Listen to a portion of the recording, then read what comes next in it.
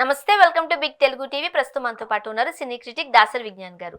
నమస్తే విజ్ఞాన్ గారు. నమస్తే.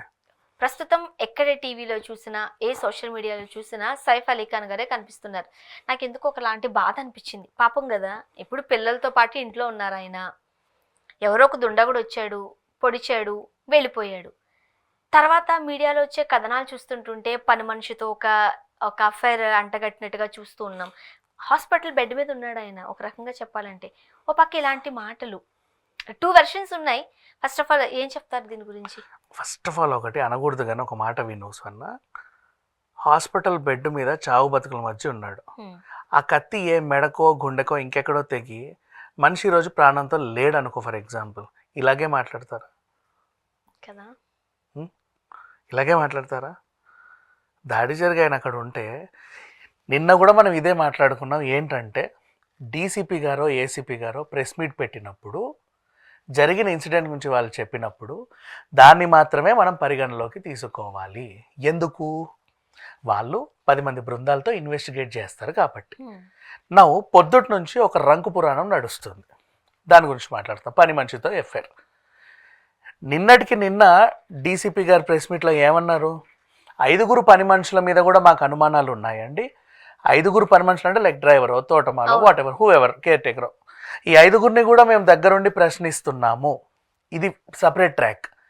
దొంగ అనేవాడు వేరేవాడు ఇట్లా వెనక నుంచి వచ్చాడు, అలా పారిపోతుంటే మేము ఫోటో తీసాము, ఇది వీడు అంటే 5 ఈ దొంగకు సంబంధం లేదు అని కదా నిన్న డిక్లేర్ చేసింది.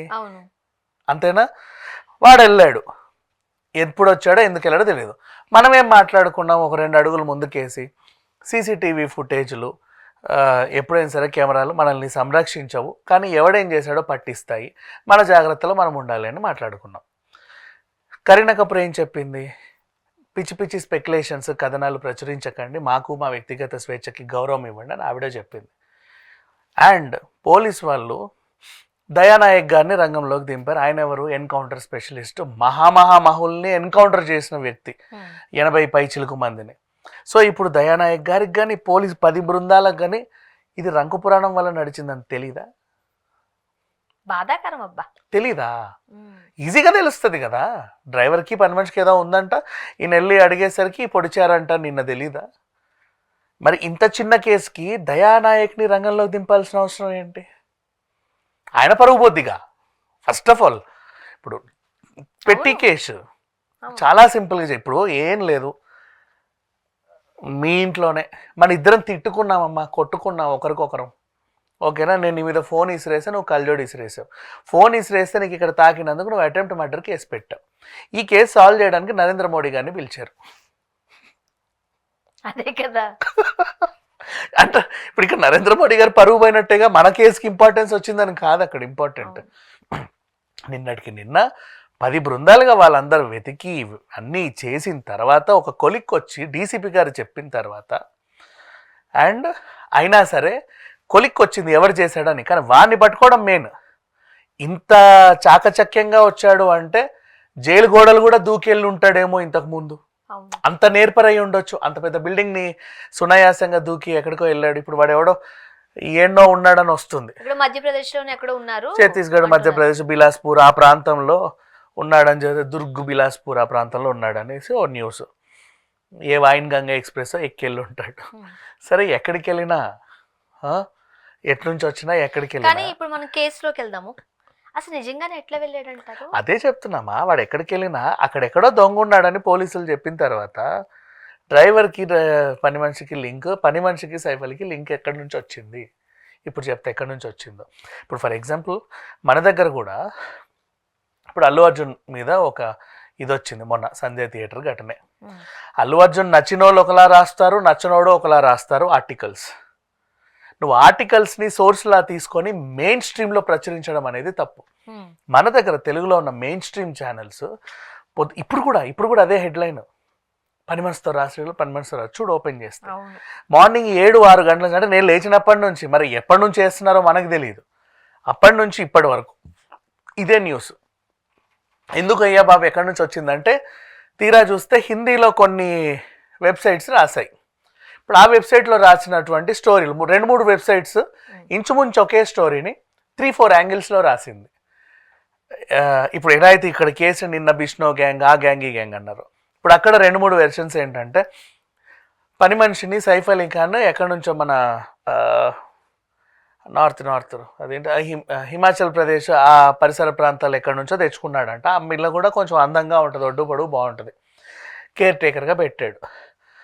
డ్రైవర్ కూడా అట్నుంచే ఆ త్రిపుర, మేఘాలయ వేటెట్ నుంచో వచ్చినోడు, కొంచెం అక్కడక్కడ ప్లేసెస్ లో ఉన్నవాళ్ళు, ఇంచుమించు లాంగ్వేజ్ కలిసేవాళ్ళు. వీళ్ళిద్దరికి ఏదో పరిచయం ఏర్పడింది. వీళ్ళకి రోజు కలుసుకోవడానికి ప్లేస్ లేదు. బట్ అంత పెద్ద కొంపలో వీళ్ళు తిరగడానికి, కులకడానికి ప్లేస్లు అనేవి చాలా ఈజీగా దొరుకుతాయి.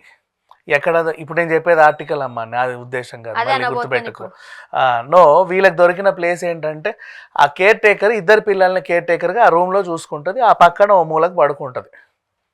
వీడెళ్ళి అక్కడ పడుకునేవాడంట. వాళ్ళిద్దరు అలా కులికేవాళ్ళు. ఈ కులుకుడిని ఒకసారి సైఫ్ అలీ ఖాన్ ఇలా చూశాడు. What is this, how dare you అంటే, సార్ అట్లా కాదు సార్, ఇట్లా కాదు సార్, ఇలా కాదు సార్, అలా కాదు సార్, ఓ పని చేయండి సార్, ₹1 కోటి ఇచ్చేయండి, మేము మీ ఇల్లు వదిలేసి కాల్ చేసి వెళ్ళిపోతాం, యూ గెట్ లాస్ట్ అన్నందుకు డిమాండ్ చేశారు.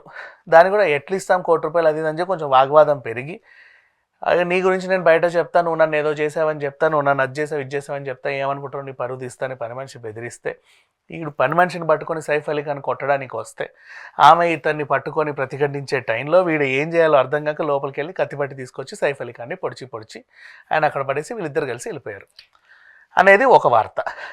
నెక్స్ట్, పని మనిషి అక్కడ ఉంటే సైఫ్ అలీ ఖాన్ వచ్చి పని మనిషిని, హే పని మనిషి కమ్, నాకు నీ మీద మోజు వచ్చింది అని అడిగితే, ఓ మై గాడ్ నో బాబు, డ్రైవర్ ప్రియుడా ఇలా రా, చూసావా ఓనర్ నన్ను ఇలా అన్నాడు అలా అన్నాడు, ఒరే నా ప్రేయసిని నువ్వు ఎంత యజమాని అయితే మాత్రం ఎందుకు ఇలా చేస్తావు అని అడిగితే, వీళ్ళిద్దరి మధ్యలో ఫైట్ జరిగి మళ్ళీ ఈయన వెళ్ళి కత్తితో, ఆమె గట్టిగా పట్టుకుంటే ఈయన వెళ్ళి కత్తితో పొడిచి వెళ్ళాడు. 2 మర్డర్ మిస్టరీస్ సంబంధించిన కథలు వచ్చాయి. సింపుల్, ఇంచుమించు ఒకటే స్టోరీ, కాకపోతే రంకులు కొంచెం అటు ఇటుగా ఉన్నాయి. ఈ టైప్ ఆఫ్ కథనాలు రాస్తే ఇది నిజమా కాదా అనేది ఏమాత్రం చూడకుండా మెయిన్ స్ట్రీమ్ ఛానల్స్ ఈ చిల్లర వెబ్సైట్లను నమ్మి పొద్దున్న నుంచి ఇప్పటి వరకు సైఫ్ అలీ ఖాన్కి పని మనిషికి మధ్యలో రాసలీలలో అని వేస్తున్నారు. సైఫ్ పరువు ఏం కావాలి, ఇప్పుడు తీసిందంత ఇంకో వైపునేమో ఆయన కత్తిపోట్లతో, ఇప్పుడు ఆ కత్తి ఇంకెక్కడో గుచ్చుకుంటే ఏంటి. కానీ ఒకటి మాట్లాడుకుందాం, ఇప్పుడు ఈ 2 కథనాలు ఏమొచ్చే పక్కన పెడితే, ఒక గుర్తు తెలియని వ్యక్తి అంత ఈజీగా ఇంటి లోపలికి ఎలా వెళ్ళాడు. ఒకటి, నిజంగానే దొంగతనానికి వెళ్ళి ఉంటే ఒకవేళ ఎవరైనా అడ్డుపడ్డారనుకో తోసుకొని పారిపోవడానికి ట్రై చేస్తాం. ఇప్పుడు వెళ్ళేవాడికి ఎలా రావాలో కూడా దారి చూసుకుంటాడుగా 100%. ఇప్పుడు 6 కత్తిపోట్లు అంత బలంగా గుచ్చాల్సిన అవసరం ఏమొచ్చింది? ఏమొచ్చింటే ఘర్షణలు అవుతాయి, తప్పించుకోవాలి. వాడు వీణ పట్టుకుంటున్నారు గట్టిగా, పోలీసులకు అప్పచెప్తే వాళ్ళు ఏం చేస్తారు, ఇక్కడ నుంచి ఖచ్చితంగా బయటపడాలి, ఎవరిని ఏం చేయడానికి రెడీ ఉంటారు. ఇది కరెక్ట్, పోలీసులు చెప్పిన స్టోరీ కరెక్ట్. దొంగ వచ్చాడు అంటే ఏ యాంగిల్లో చూసినా అది మ్యాచ్ అవుతుంది జరిగిన ఘర్షణకి. మరి ఎందుకు ఆటోలో హాస్పిటల్ తీసుకెళ్లాల్సినంత అవసరం వచ్చింది? ఈ స్టోరీని అల్లుకొని ఈ రంకు పురాణం వచ్చింది. సైఫ్ అలీ ఖాన్ కొడుక్కి కాల్ చేశాడంట. కొడుకు ఆ టైంలో ఫస్ట్ వైఫ్ దగ్గర ఉన్నాడు. కాల్ చేసి, మన డ్రైవరును పని మనిషి కలిసి నన్ను చంపే ప్రయత్నం చేశారు, నాకు ఇక్కడ ఎవరు లేరు ఇంట్లో టైంకి, అర్జెంటుగా నువ్వురా, నాకు పొడిచి వెళ్ళారు అని ఆయన చెబితే, కొడుకు హుటాహుటిన ఆటో పట్టుకొచ్చి ఈయన అందులో ఎక్కించుకొని అదే ఆటోలో తీసుకెళ్లాడు. ఆటో డ్రైవర్ని కూడా ఇంటర్వ్యూ చేశారు పోలీసులు. అన్ని కోట్లు ఉన్న వాళ్ళకి దగ్గర కార్ లేదా, డ్రైవింగ్ రాదా? బయటికి తీసి యూటర్న్ చేసి కీస్ వెతికి ఆ టైం కాదు అది, బాగా గుర్తుపెట్టుకో. కీస్ లోపల ఎక్కడో ఉంటాయి, నీకు నేను పొడిచినంత మాత్రం నా జేబులో కీస్ టింగ్ అని రెడీ అవ్వవు, చేతిలోకి కూడా రావు, ఎక్కడో ఉంటాయి, లోపల వెతకాలి, ఎడబడితే అడబడేస్తాంగా. టైంని అంటే సెకండ్ని ప్రీషియస్గా చూసినప్పుడు ఇమీడియట్గా కిందకి వచ్చి ఏదో ఒకటి చేస్తారు. ఇక్కడ లేదేమో, ఆ అబ్బాయి వాళ్ళ ఇంటి కింద కొంతమంది ఆటో స్టాండ్లో ఒక అపార్ట్మెంట్ దగ్గరే 10 ఆటోలు ఊరికి అదే పనిగా ఆపుకొని ఉంటాయి కదా, ఆ పిల్లోడికి ఆ ఫెసిలిటీ ఉండొచ్చు, గబగబా తెచ్చాడు.